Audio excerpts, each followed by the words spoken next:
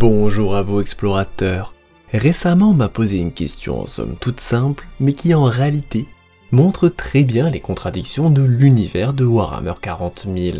Car dans un monde où chaque jour des milliards de vies sont perdues et des mondes réduits en cendres, on peut raisonnablement se demander comment l'Imperium fait-il pour avoir toujours plus d'hommes à faire broyer dans ces guerres sans fin.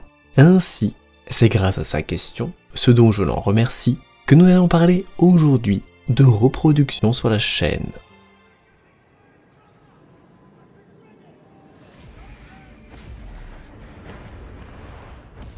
Je ne vous ferai pas l'affront de vous parler de la plus simple d'entre elles, mais sachez que de tout temps, et à n'importe quel moment, des enfants naissent, et même au milieu de guerres, ou dans des conditions de vie les plus misérables. Ainsi c'est ce mode naturel qui sera toujours le principal fournisseur de main-d'œuvre à l'Imperium. Une fois ce point éclairci, nous allons parler de modes plus exotiques comme le Vitae Womb ou l'Utérus Vitae, utilisé sur le monde ravagé de Krieg, même si nous ne savons pas vraiment ce qu'il se cache derrière ce mot. Nous savons que les soldats de Krieg, que l'on nomme la Death Corps, y font usage et que sans lui, le taux d'attraction phénoménal dont jouit le régiment aurait eu raison de lui depuis longtemps. On sait seulement que l'unique objectif de Krieg est de former des soldats, tout comme un monde extrairait du minerai ou sèmerait du blé, sur ordre direct des hauts seigneurs de Terra, et rien ne doit entraver cet objectif. Ainsi l'Imperium n'est-il pas regardant quant aux méthodes de l'Abdetus Biologis, tant qu'elles fonctionnent. Krieg étant aujourd'hui un véritable monde caserne, ses dîmes représentant le maximum possible pour la population de la planète, levant des dizaines de régiments chaque année, là où un monde de taille comparable devrait en verser une tous les 10 ans. Et même en sachant que les plus jeunes recrues n'ont pas plus de 14 ou 15 ans, la population ne peut se renouveler naturellement aussi vite. Et la présence de différences importantes entre les gardes, que ce soit la taille, le poids ou le genre, tendrait à exclure l'usage du clonage, car, tout comme le soulignent des témoins oculaires, il y a des femmes enceintes sur Krieg, mais dans une torpeur chimique qui rend mal à l'aise celui qui la contemple. Tout cela tendrait pour moi, et c'est là mon avis, à coupler l'usage d'une reproduction accélérée à des techniques d'eugénisme afin de garantir un renouvellement rapide sans mutation dans un monde ravagé, sans ressources et saturé de radiation.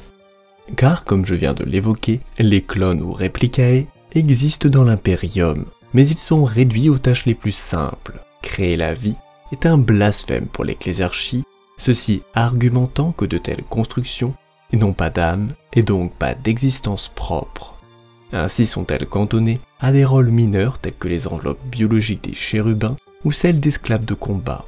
Fort de ces certitudes, lorsque l'Imperium a repris le contact avec le système de Holo, après qu'une tempête warp l'eut coupé du reste de la galaxie durant près de 2 millénaires, ils furent choqués de rencontrer un peuple gouverné par de telles créatures.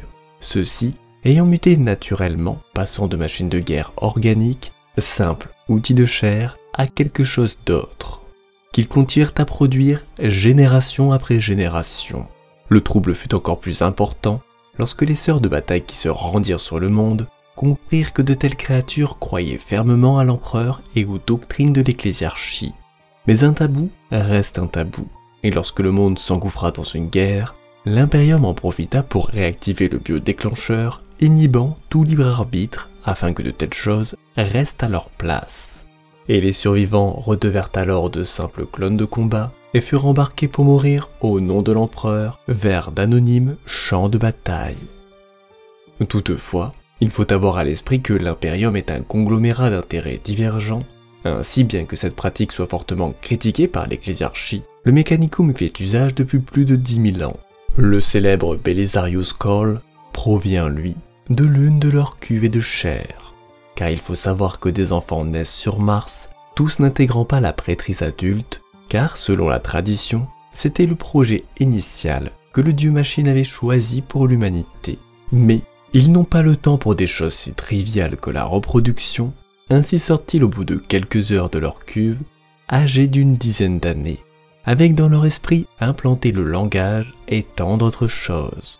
Puis, on les emmène vers un technoprêtre qui les affectera à un secteur en fonction des besoins et de leurs capacités.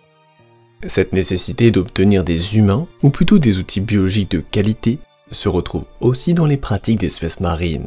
Ainsi, le chapitre de Death Spectres, opérant dans les astres fantômes, procède à une collecte des populations situées sur ces mondes frontaliers. Ceux-ci, sélectionnant les meilleurs spécimens des colonies afin qu'ils puissent porter les futures générations de guerriers.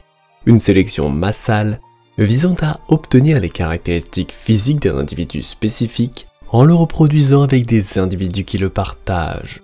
Un mode certes lent pour obtenir des guerriers hors normes, mais beaucoup plus stable dans le temps. En opposition avec la fabrique des Goliaths de Necromunda, des abhumains à la physionomie améliorée, plus grands et plus forts qu'un humain moyen, mais dont la rançon pour ses dons physiques était une dépendance ad vitam aux substances chimiques et une durée de vie ne dépassant pas les 10 ans, ainsi qu'une intelligence limitée, même en prenant en considération les connaissances implantées via leur puce de données. Il y a aussi l'exemple de la maison Escher de Necromunda, dont la fabrique de guerriers toujours plus performants afin de garantir sa survie, a entraîné ce qu'on a appelé la malédiction de la chair, faisant de chaque homme de cette lignée un être flétri, inutile, à la fois éphémère et faible, forçant cette maison à recourir à des moyens ésotériques pour pouvoir continuer d'exister.